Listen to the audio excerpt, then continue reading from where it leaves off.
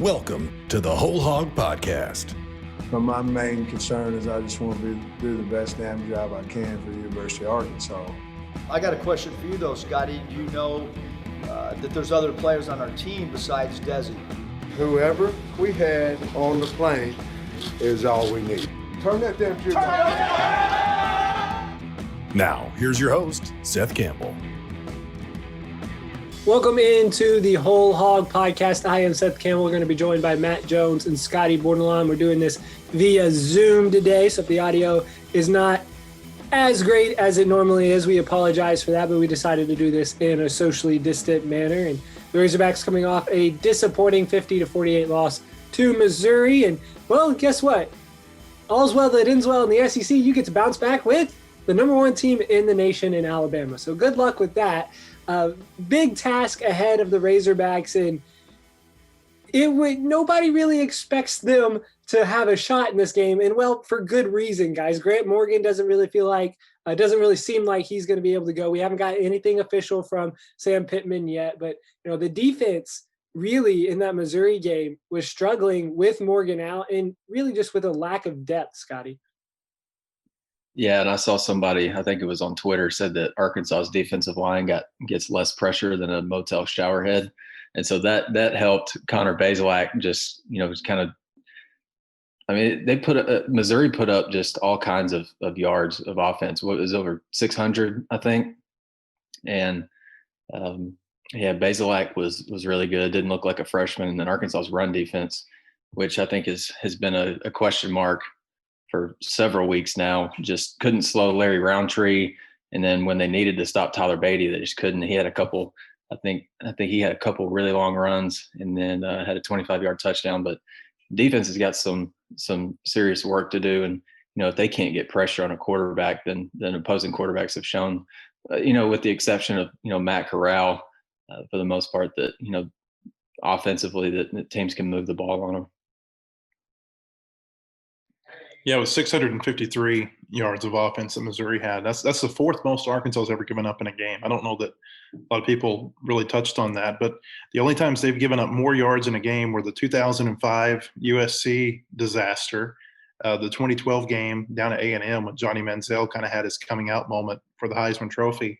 And then a game that I think a lot of people forget about is the Missouri game in 2017, the last one that was coached by Brett Bielema when he was fired at the end of the game.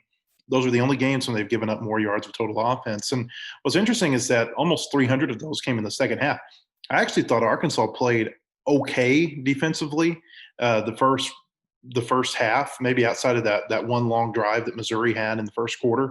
I thought they were starting to figure some things out there by halftime. I thought they, played pretty well in the third quarter when they held them to a couple of field goals. And then, the bottom just fell out. And a lot of people look at what happened with Grant Morgan, and I think that was a big key. He has done well playing against the cutback lanes this year, and the linebackers they were bringing in behind him just were getting gashed on those cutbacks in the fourth quarter. And then the other thing that I thought kind of played a role was Monteric Brown going out. I mean, he had a couple of big pass breakups in that game, including one in the end zone that saved him a touchdown. And when he went out, they started getting beat on that side of the field. You saw Malik Chavis get beat on a real long pass play that set up a touchdown on the next play, actually. And on the next play, he got wiped out on a block from one of the receivers. And so those were a couple of big losses defensively. It's been surprising to me, guys, so that more teams haven't tried to run the ball against Arkansas the way Missouri did. Because you think back to their wins this year when they beat Mississippi State threw the ball 69 times. When they beat Ole Miss, I think Ole Miss threw it 50-something times in that game. And, of course, they got intercepted on 6 of those passes. And then against Tennessee, the first half, Tennessee owned that game against Arkansas running the football. And they owned the time of possession at halftime. And the game really changed in the second half because Arkansas was able to get a couple of 3-and-outs. They hit some big pass plays, got them up. And then Tennessee, I think they kind of panicked and felt like they had to play catch up throwing the ball. And the game just got away from them. But really, when teams have been focused just running the ball at the Razorbacks this year, I think they've had a lot of success. And I'm surprised more teams haven't tried to do that as consistently as Missouri did the other day. Hit 292 yards of offense in the fourth quarter for Missouri. They had the ball for 4 minutes and 59 seconds. So they did a lot of work in a hurry. The explosive plays were a big part of that. 13.9 yards per play in the fourth quarter. They scored 27 points. I think they scored on 5 separate possessions in the fourth quarter. I've never seen anything like it, where a team had where they just got gashed like that so often, so quickly in such a short amount of time. It's so easy to point to the fact of, the fourth quarter is when everything fell apart. But guys, is this just a fact of, I'll start with you, Matt, that Arkansas just doesn't have depth? Maybe their first 11 that they throw out there can compete with anybody in the SEC. But beyond that, if you can't rotate guys in the first quarter, in the second quarter, that really shows out in the fourth quarter. Maybe. Yeah, I mean, maybe. And that was what we talked about at the beginning of the year was the lack of depth defensively, that you felt like they were okay with the front 11, but if they got past the starter at some of these positions, that they were going to be, in a tough spot.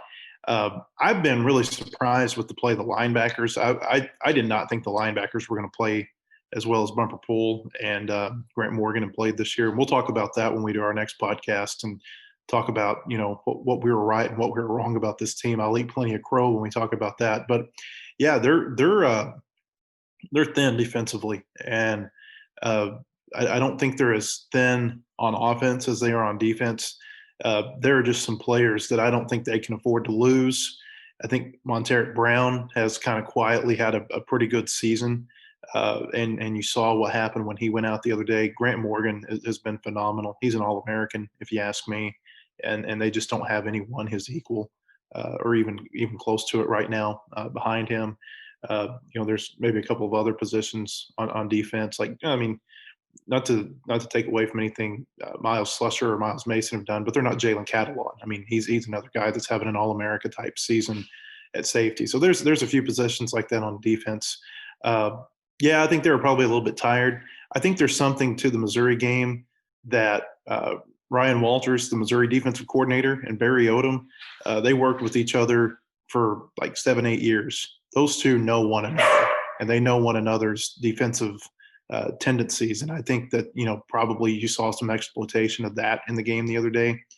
It's just it is a combination of a lot of things, losing players, not having the depth that they probably need, probably knowing some tendencies. It was just kind of a perfect confluence that really worked against Arkansas. And it worked against Missouri some too in that game. I mean, Missouri hasn't had that poor of a game defensively this year. And they played Alabama too. They haven't played that poorly defensively. And so neither of these teams had played that well offensively. And so I think there was something to the fact that these two teams were pretty prepared for what the other one was going to do defensively, and whether or not it wasn't making enough in-game adjustments or what. We really saw the offenses have their best games of the year and the defenses have their worst. Yeah, when Monteric Brown leaves the game, like Arkansas's depth at corner is just it's so thin. And that last weekend was a game that you would have you needed corner depth. Like you would have liked to have had a Jarquez McClellan, waiting on the sideline ready to go in, or a Jerry Jacobs, but you had to throw in, who was it? Kari Johnson. And then at some points you threw in Malik Chavis too. And Chavis got burned, I think, on a couple of passes that set up touchdowns. And then on the other side, it's Hudson Clark, and teams are really picking on him. Like I think he's the third most targeted cornerback in the entire league. And so I don't think he's got a pick since Ole Miss, and teams are just really taking advantage of him over there, I think. And it just cornerback depth is just an issue. I mean, Sam Pittman was asked about it the other day. Like they might have to go, try to find a transfer, a grad transfer or something like that, just kind of bolster them at that position.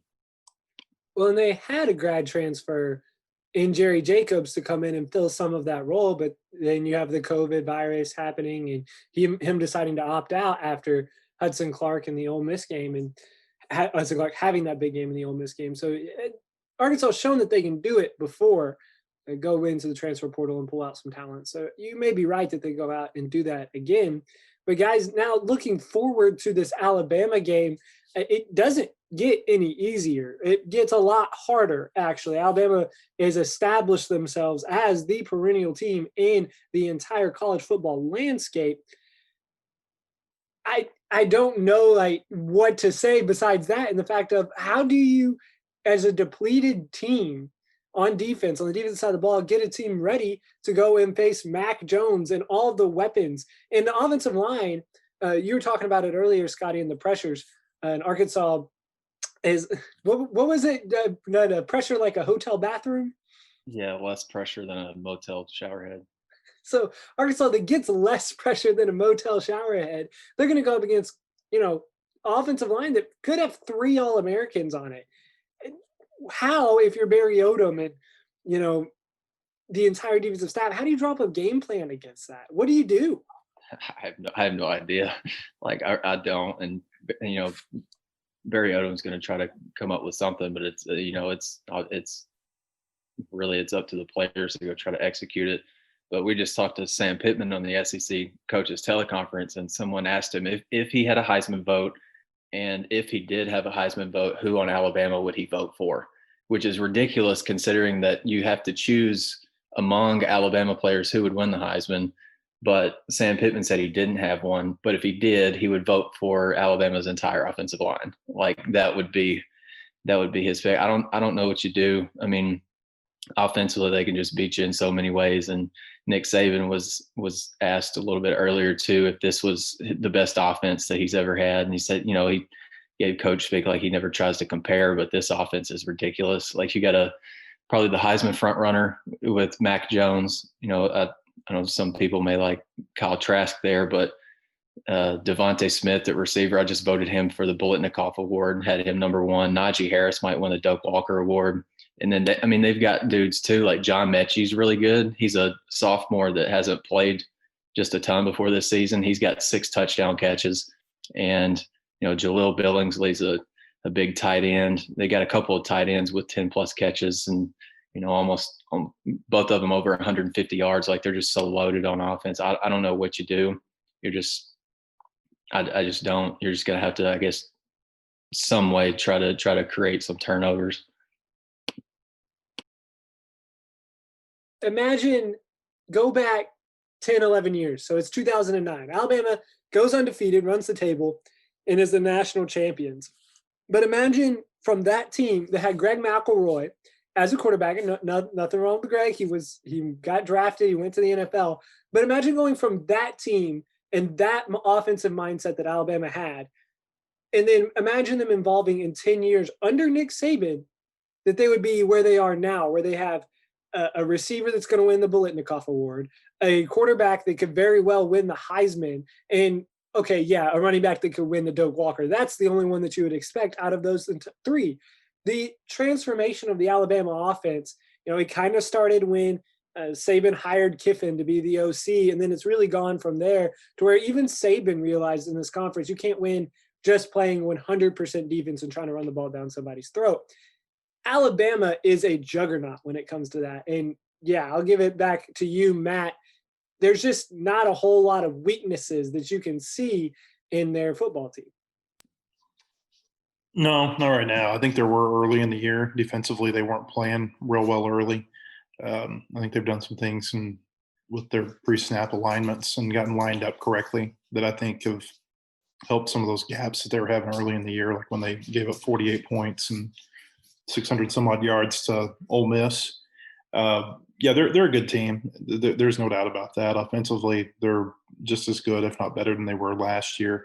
I think they're getting kind of to the point that they've got such good skill players and such good offensive line that you don't have to have just a world beater quarterback in there to really move that offense. And that's not to take anything away from Jones. I think he's a good quarterback, but I think you could put Felipe Franks in that offense and they'd probably be having, a similar type season just because they've got such great receivers around him. And Najee Harris is a great running back. And, you take him out, you bring another blue chip guy that 25 plus schools wanted coming out of high school. And so they're really good. You guys talked a little bit about the Heisman vote. I've got one. I can't say who I'm voting for, but I would say that right now, if I were going to vote for an Alabama player, I'd probably vote Devontae Smith over either of the other two. I think he's been so good and so overlooked over the last few weeks. Not even the last few weeks. I mean, we're talking really over the course of 5-6 games. He's got something like 9 or 11 touchdowns over the course of like 5 games. It's incredible what he's doing, and I think that his play has really helped elevate the status of Jones, the quarterback. And I think that the numbers that the two of them are putting up are overshadowing what Harris is doing at running back. They're just so good. I mean, you think about all the National Position Player of the Year awards at the end of the season. Harris could win the Doak Walker. I don't think Jones will beat Trask for the O'Brien Award, but he might. Smith is going to win the Bolitnikoff. I think their tackle, whose name escapes me all of a sudden, their left tackle, I can see him. I just can't think of his name. I think he'll win the Outland Trophy. I think their offensive line will win the Joe Moore Award as the best offensive line. You just go on and on and on. This is a really, really talented team. And you talked about what does Arkansas do to slow them down. I think you maybe hope for really poor elements, and there's a chance of that Saturday. I think the high is about 40 degrees, about a 20-25% chance of rain. We'll see if that increases as we get closer to the weekend. It's not going to be like it's been the last few days here in Fayetteville. It's not going to be nice, borderline short weather. It's going to be a real cold day, and sometimes toward the end of the year that can that can be really tough on teams. But I think Alabama is so good that it doesn't really matter what the elements are. Yeah, Devontae Smith's got 11 touchdown catches the last 4 games, 140 plus yards in every one. In just 4 games? Yeah, just the last 4 games. I watched the LSU game the other night, and I think he had 200-something yards at halftime, 3 times. I mean, it was incredible. All they had to do was just throw it over the top, and he'd catch just about whatever was thrown toward him. It's amazing. They were so good last year, and I think Waddle going down in the Tennessee game has kind of made Smith like how good Smith is stand out a little bit more. Because I think about like the Georgia game, both of them had 160-something yards receiving in that game. And then Waddle goes down the next week against Tennessee. And ever since he's gone down, Smith has stepped up. And I think, those are some of the things you look at whenever you're talking about Heisman vote. It's not just the play on the field, but it's, are you playing exceptionally when you have to play exceptionally or when teams are expecting you to do that type of thing? And he has. He's just been incredible the last few games. It's as good of a stretch by a receiver in this conference as I can remember seeing. I'm really glad, Matt, you're talking about your Heisman vote, that you're not just thinking about it as a quarterback award, because I feel like the past few years I never do. Turned into. Clay and Clay's got a great philosophy on this. Clay Henry, who works with us, he's told me, that he always tries to put a defensive player on his Heisman ballot. And we first had this conversation probably 12 years ago or more. It was the year Ndamukong Suh was having such a strong year for Nebraska. And, ever since I got a Heisman vote, I've had a defensive player on my ballot every year. I don't think I will this year because I don't think the defenses have been good. I just think that, the pandemic and the inability to work with the coaches in the preseason one-on-one has really affected defensive play. But in the past, I've always tried to put a defensive player on my list because I think they get overlooked. And I think there's a lot of great defensive players who are just as good. But you think about a Jonathan Marshall. Jonathan Marshall's been dominant this year as a defensive tackle for Arkansas. And don't get me wrong, I'm not saying he deserves any type of, individual trophy. I'm just saying it's not going to show up in the stats how dominant he's been because he's a defensive tackle. What kind of stats do defensive tackles really get? They might get a quarterback hurry a game, and they might get 4 tackles if they're fortunate.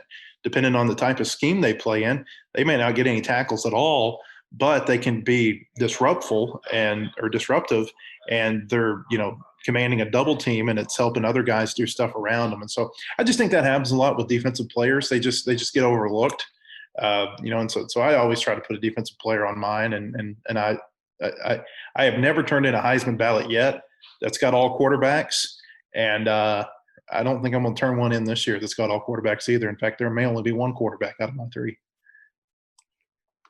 Flipping over to the offense, though, guys, for Arkansas against Alabama, we have seen some teams put up big numbers against Alabama on offense. You mentioned Ole Miss earlier, Matt, but also that was earlier in the season.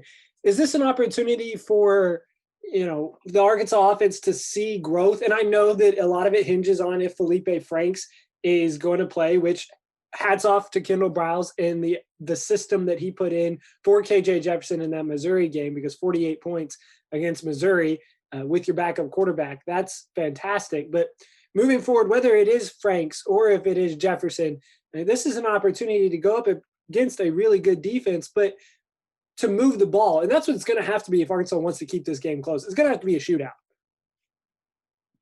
Scotty. Yeah, I think you're right. And, if KJ does start on Saturday, it would be his second start against an AP number one team in 3 career starts. So I don't know if that helps at all, but he's got some experience playing against, really, really good defense. And I was really encouraged by his play at Missouri. Like, I know I was looking at, when word came out, right before kickoff on SEC Network that Felipe Franks wasn't going to play. I mean, my Twitter timeline was filled with people that were just like, oh God, Arkansas's in for a long day. And then KJ he went out there and he showed more composure and poise and confidence than I expected. And then that everybody expected, maybe outside of Sam Pittman and Kendall Briles. But I was impressed by him. And he ran the offense so fast that several times he caught Missouri's defense off guard, like third and shorts and, after big plays and things like that. That was – sorry, my dogs are going crazy in the backyard. But I was super impressed with him. He only threw one interceptable pass. Didn't like the timing of it because it was on Arkansas's last series, but he only put one ball in serious jeopardy. I think I charted him with 6 inaccurate passes, which is it's okay. He had, I think, 3 pass breakups, but a couple of those were more on his receivers or the guys that he was targeting. And then Traylon Burks had a couple drops. Other than that, like, KJ was really good, and he gave Arkansas a lift in the run game too. Had a long of 16 yards, set up a touchdown. I was impressed with him. I don't know that we should expect a similar performance against Alabama if he plays, but I think he'll be okay. I don't think he's going to be overwhelmed by the moment. So was the one interceptable pass the extra point? Or not the extra point, the 2 point? No, it was a pass, I think, early in that final series, and guess who dropped it? Guess who had the chance to catch that? It was the same linebacker who dropped the 2-point conversion pass. It was the same. It was a rough series for him, but yeah, KJ got away with both of those. Wow. Yeah.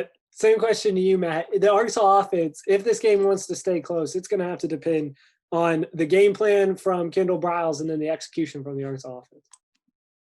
Yeah, probably so. Yeah, I don't think you're going to beat Alabama holding them down to 14 points this year. I think they're just too good offensively. So, yeah, it seems to me like, and it's not just Arkansas. I feel like any team this year, if they're going to win a game, you're just not going to see a lot of games, say like the Arkansas-Mississippi State game that was 21-14. You're just not seeing a lot of those this year. I think I heard somebody on the SEC teleconference this week say something along the lines of there have been 5 or 6 SEC games that have hit 75 points or more this year. So yeah, it's or gosh, maybe it's more than 5 or 6. Now that I say that out loud, it seems like 75 points seems rather low compared to some of the scores that we've been seeing. I'm talking about combined points between the teams. But anyway, the point remains that we're seeing a lot of high scoring games in the conference this year, and so I think in order to win, people were expecting this year. You're going to have to score points to win. I thought Mike Neighbors, the women's coach for Arkansas, made a good point in the preseason. He said, offense can be created pretty quickly. Defense is science. He said offense is art, defense is science. Art doesn't take very long, and science does. And I think regardless of sport, you're seeing that right now that the offenses are just way ahead of the defenses because of the lack of practice time in the offseason. Yeah, offense is art, defense is science. That's one of many Mike Neighbors quotes.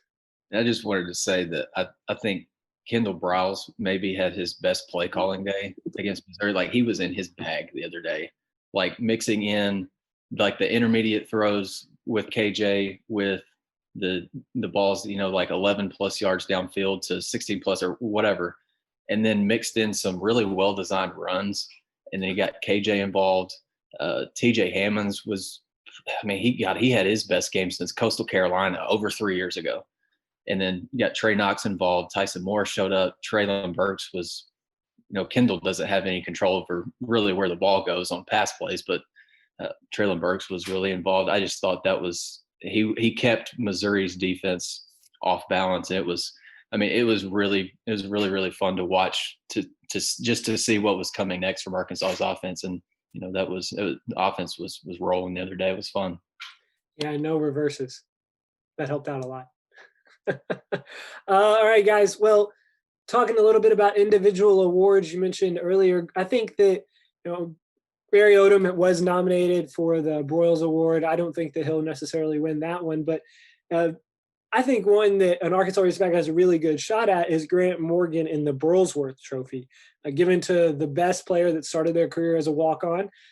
Grant Morgan, as you go down the list, there's quite a few right now, and they'll narrow them down to 3 finalists and then give the award to somebody. But as I go through this list, yes, there might be a little bias because I've watched Grant Morgan every single game he's played this year and, live in Arkansas and cover the Southeastern Conference. But he really seems like to be the front runner for that Burlsworth, Matt. I don't know if I'd say front runner, but I can't think of anybody who would, necessarily be more in line to get it than him. I can't think the Burlsworth Trophy's been in place for 11 seasons, and I can't think of anyone from Arkansas who's had a better chance to win it than Grant Morgan does this year. And you look at his career, there's a lot of parallels with him and Burlsworth, both in, just kind of how they were recruited, that they wanted to play for the Razorbacks, that both of them are going to play their final college game with their master's degree in hand. Kind of a neat deal, the parallel between those two stories. And the Burlsworth Foundation is not the one who selects the Burlsworth Trophy. There's a panel of former coaches and players, guys like Kurt Warner and Danny Ford, and a lot of former coaches and people who've been involved in the game for a lot of years. They're the ones who select the Burlsworth winner. But I guarantee you, those people at the Burlsworth Foundation, they'd love to see a Razorback win that award. So, yeah, I was looking through the list the other day. I don't know that there's anybody who just, stands out that I say, hey, he's been the best walk-on this year. Bob Stoops' son, Drake, has had a great year at OU. He was their nominee for it. I could see him making the next round of cuts. Basically, what's going to happen with the Burlsworth Trophy is that we'll see 10 semifinalists named next week, and then 3 finalists named on December the 22nd, and then the award's going to be presented January the 4th. But I think Grant Morgan's got as good of a chance to win that award as any other player at Arkansas has to win any type of award this year. And like I said earlier, I think he is hands down the most likely candidate to win the Burlsworth Trophy. And it'd be a really neat deal to see a Razorback win that. I think someday a Razorback will win it, and I could really foresee Grant being the first one that does that this year. Yeah, he's super deserving, and Saturday I think kind of showed just how much he is the heart and soul of that Arkansas defense. He might not be, the MVP. A lot of people think that it's Jalen Catalon, just given his leadership and playmaking ability. But Grant Morgan is, he is, like Sam Pittman said earlier in the year, he is Arkansas football. Like, he's homegrown, tough as nails, and he's been playing. He's been making he's made like tons of tackles this year, basically with one good arm and one arm that somebody probably gave him midweek one week. But he's been awesome. Isn't there a former Arkansas kicker that's also Blake Mazza at Washington State? He's on the list, and we'll see. They're not playing very many games this year, and so that probably doesn't help them for individual awards. I think he might have been a semifinalist last year for the Grozo Award. He's gone to Washington State and had a really, really strong career since he left Arkansas. And it's just amazing to think that Cole Hedlund is the one who beat him out. And that's the reason that he transferred up to Washington State. Just one more thought on Morgan, though, guys. I think he's an All-American this year. I mean, you look at his tackle numbers and you look at who he's done it against. I mean, I know that, some of that is because Arkansas has not been able to get off the field. And so there's been, there's been the potential there for a lot of tackles, but he's done it. I mean, he's been so good this year. He's not the most talented linebacker in the SEC, may not even be in the top 20, 25, but in terms of how he's played this year, he's had an incredible year. And I think for me, it's been one of the most enjoyable seasons to watch a single player have. Just the progression of maybe what I thought they were going to get from him this year and what he's done. I can't even quantify it. It's been incredible. I think a lot of people maybe coming into the season would hear Grant Morgan say that he's ready to step in and be like Arkansas's leader at that linebacker spot. And a lot of people probably thought it was just irrational confidence, just because he's a Morgan, he thinks he can go and do whatever he has to do. But I mean, he's been super productive. He's been awesome to watch.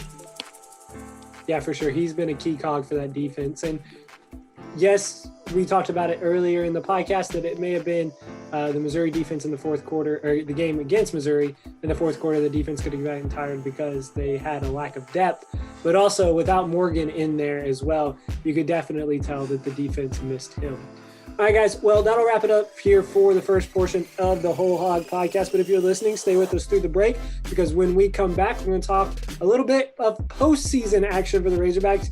Is a bowl in the works for the Arkansas Razorbacks? We'll get Matt Jones and Scotty Borderline's opinion here after the break.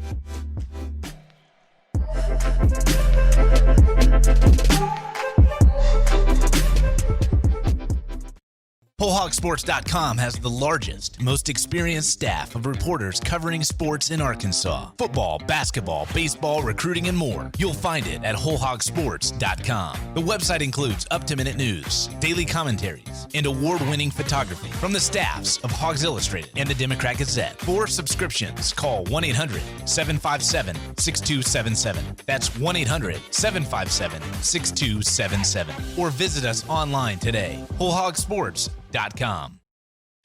Want more coverage of your home team? Download the Whole Hog Sports Video on Demand app. Check out the Fan Zone and get up-to-the-minute videos, podcasts, and features on football, basketball, baseball, recruiting, and more. Search for Whole Hog Sports on Apple TV, Roku, and Amazon Fire at home. And take it with you on the go by downloading it for your mobile device in your app store. The Whole Hog Sports Video on Demand app. Get it today.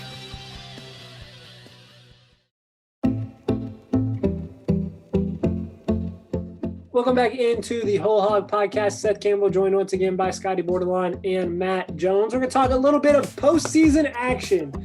Talking bowl games. If I would have told you at the beginning of the season that Arkansas would be eligible for a bowl game, especially if you would have thought pre-pandemic and the 6 games being taken out, the 6-game qualifiers being taken out, then there would have been a lot of happy Razorback fans. Now, the 6 games has been taken out. Arkansas has won 3. So they can qualify for a bowl. They could qualify for a bowl if they hadn't won any games this year. But with all of that being said, Matt Jones, where do you think the Razorbacks are going and why? You can fill us in a little bit on that selection process. Okay, so this is going to take a minute. There are, outside of the New Year's 6 bowl games, there are 8 or 9 SEC bowl tie-ins, all right? So in the college football playoff, the SEC is going to get 1 team, might get 2 teams. Say like Florida beats Alabama in a close game in the SEC championship. I could see an instance where they got 2 teams. Don't think Texas A&M is going to get in, but I wouldn't rule that out. So I think there's an avenue where the SEC could get 2 teams in the SEC in the playoff. If they get 2 teams in the playoff, an SEC team has to be in the Orange Bowl. And so there could be a 3rd SEC team in the New Year's 6. And then depending on, say if Florida and A&M are both in the top 6 or 7, there's also a path where you could see an SEC team in the playoff and then 2 teams in the New Year's Six Bowl. That happened in 2014. Alabama was in the playoff. Ole Miss played in the Peach Bowl. Mississippi State played in the Orange Bowl. Keep all that in mind. The Citrus Bowl gets the next pick, so they're going to be picking basically from either the 3rd or the 4th best team in the SEC. You're looking at probably Florida or Georgia in that situation, right? So if there's 2 teams in the playoff, you move Georgia down into what they call the pool of 6 bowls. Those are, this year, those are going to be the Liberty, the Texas, the Music City, the Gator, it was going to be the Las Vegas Bowl, but that has been replaced now by the Armed Forces Bowl in Fort Worth. And I'm trying to remember which one I've left out. This is not good to go off memory. I should have all these written down. I'll come back to that, but there's a pool of 6. And then there's a couple of more bowls. The Birmingham Bowl gets to pick. And then there's the Gasparilla Bowl, could potentially have an SEC team. They've got some flexibility built in to where it could be SEC, it could be another conference. All that is to say, you're looking at potentially 11 to 12 SEC teams getting a bowl bid this year. And Arkansas would get a bowl bid, out of the top 11 or 12 SEC teams. You take away the minimum win requirement, and then you also kind of piece together what the season would have looked like had the Razorbacks been able to play their normal schedule. They beat Mississippi State. They were going to play Mississippi State in week 2 anyway. They beat Ole Miss. They were going to play Ole Miss. They beat Tennessee. They were going to play Tennessee. The non-conference, they would have beaten Louisiana Monroe, who hasn't won a game this year, just fired their head coach. They would have beaten Charleston Southern, an FCS team. And so basically it comes down, could they have gotten a 6th win against either Notre Dame or Nevada? Notre Dame, probably not. Nevada, probably. You got to feel pretty good. Think about how they played Georgia in the season opener and how well they played them for 2.5 quarters. They probably would have beaten Nevada with a similar effort in that game. So I think it's a team that's deserving of a bowl game, based on the schedule, based on, everything, being what it is in terms of, the not having a minimum win requirement, playing an all-conference schedule. I think they're going to get a bowl game. I think if they get invited, they're absolutely going to accept it. There are too many reasons to accept it and not enough reasons not to. So I think they're going to end up playing in a bowl game, assuming that, nothing changes. You're not going to see more bowls canceled, maybe last minute changes to affiliations with conferences. I don't see that happening. So I think you're going to see Arkansas get into a bowl game because I think too many things line up for them to be a bowl team based on the circumstances as they are right now. All of that makes sense. So with Arkansas, so you think of them, if their schedule would have played out the way that it would have, they probably at 6 wins, that puts them in one of the lower tier bowls. When you think about it, that could be maybe from that group of 6, you could be going to the Liberty Bowl, or maybe think about it, the Armed Forces Bowl, which is in Fort Worth. You kind of think that maybe, I'm not in the committee meetings or any of the bowl meetings that these teams are deciding, but maybe they'd like to keep teams closer to home rather than making them travel across the country. Where do you think that they'll end up? Yeah, I mean, that's my guess too, is that I would say that they are in that pool of 6 discussion, and so if you're Arkansas, you're kind of hoping for the 3 SEC teams to play in the New Year's Six Bowls, because then Georgia goes to the Citrus, and then, there's that it just helps you. In fact, when Arkansas went to the Texas Bowl in 2014, it was the same scenario. I mentioned that Ole Miss and Mississippi State and Alabama were all in the New Year's Six that year. And so Arkansas had only won 2 SEC games, but because there were 3 teams in the New Year's Six Bowls, then the pool of 6 is pulling from teams 5 through 10. And so Arkansas was able to get in with 6 wins that year. So my guess, I mean, and this is just based on thinking that they're going to keep teams close to home, I could see Fort Worth, I could see Memphis with maybe more of an outside shot at Nashville or Houston. I'd be surprised if you see them go to, say, like the Outback Bowl or the Gator Bowl. Those are the other 2 pool of 6. I don't think I mentioned the Outback earlier. That's in the pool of 6 bowls. So those are my guesses. And again, they're just kind of hunches right now. Fort Worth, Memphis, outside chance of Nashville or Houston. What says you, Mr. Bordelon? I say send Arkansas to Nashville and let's do the thing there, and I'll go and happily cover it. I mean, I think Arkansas is very deserving of a ball game. I mean, Sam Pittman has been asked about it several times, and what he has said is, along the same lines as what Matt said. Normally in a typical year, if you win 3 SEC games, that usually means you're, good enough to take care of a good portion of your non-conference schedule, which is 4 games. And so maybe you win 3 of those, win 3 SEC games, you're at 6, you qualify for a bowl. I think there's a lot of qualities about this Arkansas team that make them bowl worthy. I think definitely somebody's going to take a chance on them, and Arkansas is going to, prove whoever selected them, and prove them right, I guess. So I think they'll show well if they play a bowl game. And the thing to remember about bowls, there are actually 2 or 3 things to remember about this. Number one, bowls are not about equity. It's not a fairness thing about, hey, this team has a winning record, so they should go to a bowl game. They're about conference tie-ins and affiliations.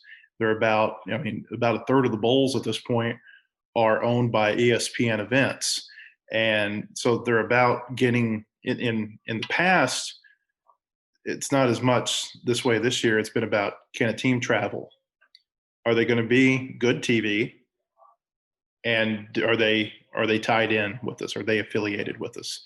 That's really what it boils down to when you're talking about bowl games. And so, you might have a team from the Sun Belt who's more deserving of being in a bowl game than Arkansas. But, is their game against a Big Ten opponent going to draw as many eyeballs on ESPN at 2:00 on New Year's Eve afternoon than in Arkansas? Probably not. You know what I mean? And so I think Arkansas's got a lot of things going for it in terms of being an attractive candidate for a bowl game this season, because really more so than ever, it's about the matchup and how the matchup can be promoted by television. And, I think that anytime television can have an SEC team, maybe outside of Vanderbilt, they're gonna take advantage of that. All right, guys, good stuff. I totally agree with both of you. The fact of Arkansas is deserving of a bowl game this year, as you said, winning 3 SEC games, and you pair those with the 3 games that you think Arkansas would have won in their non-conference, which would have pushed them to 6. So I believe that they are deserving of that bowl game as well. Where they end up, I have no idea, but we'll have to see. Then this is all assuming that the Razorbacks do not beat Alabama. They beat Alabama, and then, you got a whole set of can of worms to open up. But I think we feel pretty safe in saying that, right now Arkansas, with that loss to Alabama, would have 3 overall wins. But all right, well, we thank you for listening here to the Whole Hog Podcast, and thanks to Scotty Bordelon and Matt Jones for joining us here on the Whole Hog Podcast. I just want to let you know that you can subscribe wherever you are listening right now to the podcast. Basketball season is starting up, so Scotty and I are also putting out the Basketball Podcast of Mid-America, which dives into men's and women's basketball. So make sure to subscribe. Right here on this same channel, we'll put out the Basketball Podcast of Mid-America as well. Besides that, you can like us, share with your friends. All of that is really great and helpful for us here on WholeHog Sports. If you want more coverage of the Razorbacks, you can go to WholeHogSports.com. Well, for Scotty Bordelon and Matt Jones, I am Seth Campbell saying so long. We will see you back here next week.